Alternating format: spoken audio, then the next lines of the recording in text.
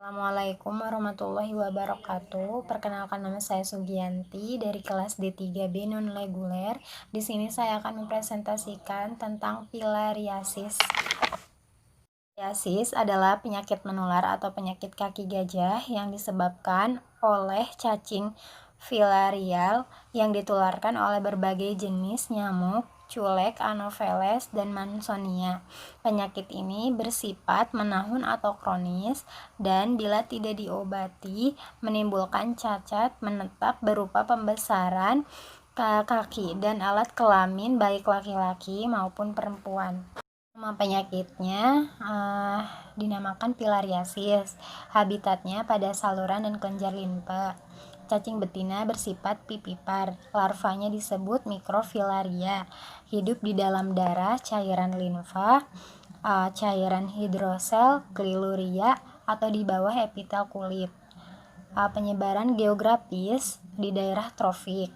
Terus di 3 spesies yang ada di Indonesia, Wuchereria bronchopti, Brugia malayi, dan Brugia timuri.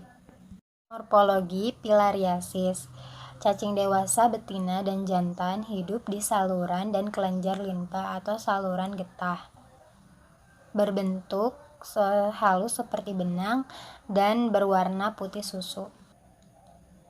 Ukuran cacing betina 65 sampai 100 mm kali 1,25 mm, sedangkan ukuran cacing jantan 40 mm kali 0,1 mm. Banyak tersebar di daerah beriklim tropis di seluruh dunia. Mengelompokkan filaria. Yang pertama, filariasis limpatik disebabkan Wuchereria bronchopti, Brugia malayi, Brugia timuri dapat menyerang tungkai dada serta alat kelamin. Filariasis subkutan disebabkan oleh loa-loa, Manzonella strepcerca, Oncherca volvulus, dan Dracunculus adenensis, penghuni lapisan lemak yang ada di bawah lapisan kulit. Filariasis rongga serosa. Jenis filariasis ini disebabkan oleh Manzonella ferstan dan Manzonella ojardi yang penghuni rongga perut. Semua parasit ini disebarkan melalui nyamuk atau lalat penghisap darah. Morfologi limpatik pada Wuchereria bronchopti.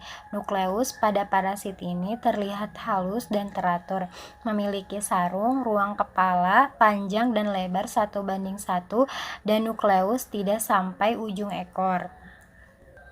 Malayi nukleus kasar dan tidak bertumpang tindih serta memiliki 2 inti tambahan pada ujung ekornya, memiliki sarung ruang kepala panjang dan lebar 2:1. Brugia timuri nukleus dengan 2 inti tambahan pada ujung ekor, inti kasar dan tidak teratur, ruang kepala panjang dan lebar 3:1.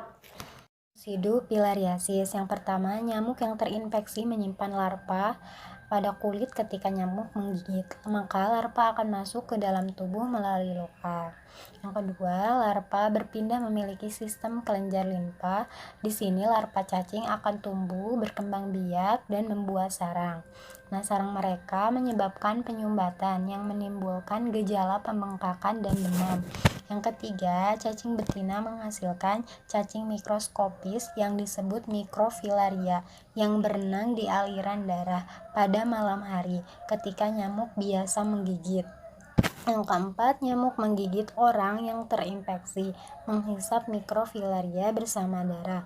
Dan yang terakhir, mikrofilaria tumbuh menjadi larva dalam waktu seminggu.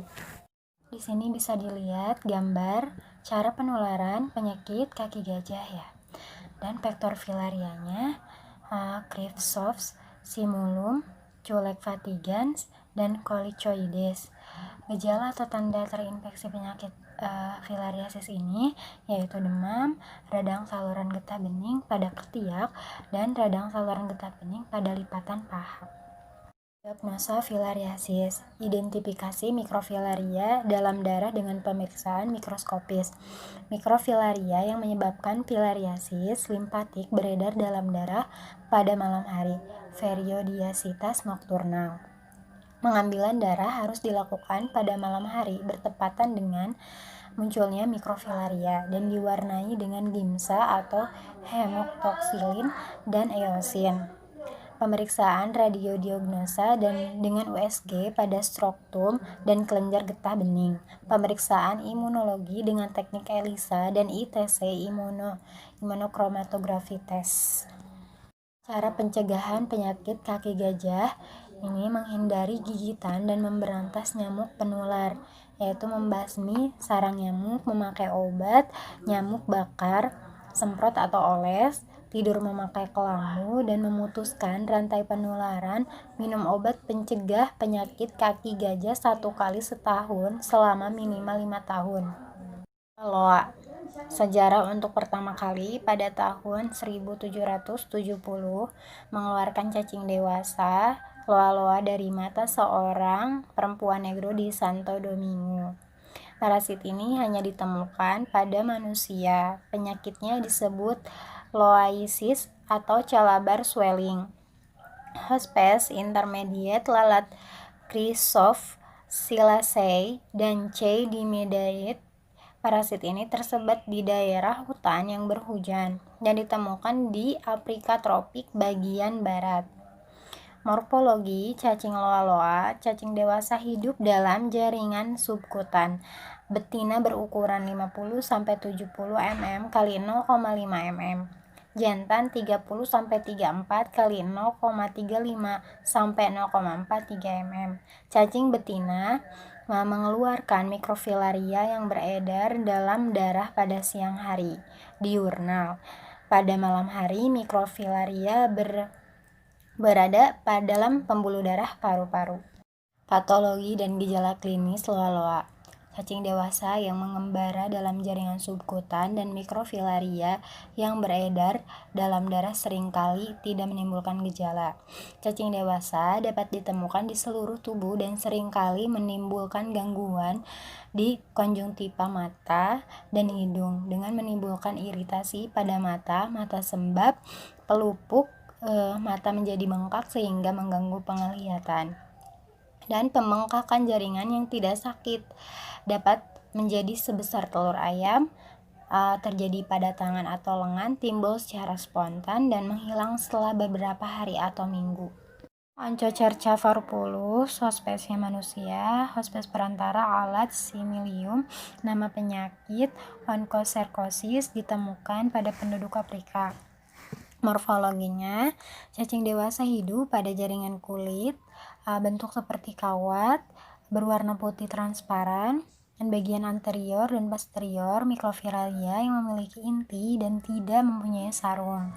Dan pada saat grafit cacing betina mengeluarkan mikrofilaria dalam jaringan subkutan mikrofilaria meninggalkan jaringan. Ini gambar daur hidup Onchocerca valvulus. Mikrofilaria pada kulit ikat terhisap oleh solium. Gejala klinis Onchocerca valvulus yaitu onchocerciasis. Ada 2 tipe. Tipe forest di mana kelainan kulit lebih dominan. Tipe savana di mana kelainan mata yang dominan. Diagnosisnya klinis, parasitologik, ultrasonografi modul, PCR, Mazzoti tes. Draconculus medinensis, hospes definitif manusia, hospes perantara, Copcepedas atau serangga air. Nama penyakitnya Draconcualis. Morfologinya berbentuk silindris dan memanjang seperti benang. Ujung anterior berbentuk bulat tumpul, sedangkan ujung posterior melengkung membentuk kait. Permukaan tubuh berwarna putih susu dengan kutikula yang halus. Nah, ini contoh siklus hidupnya Draconculus medinensis. Dari saya, terima kasih. Mohon maaf bila ada kesalahan. Wassalamualaikum warahmatullahi wabarakatuh.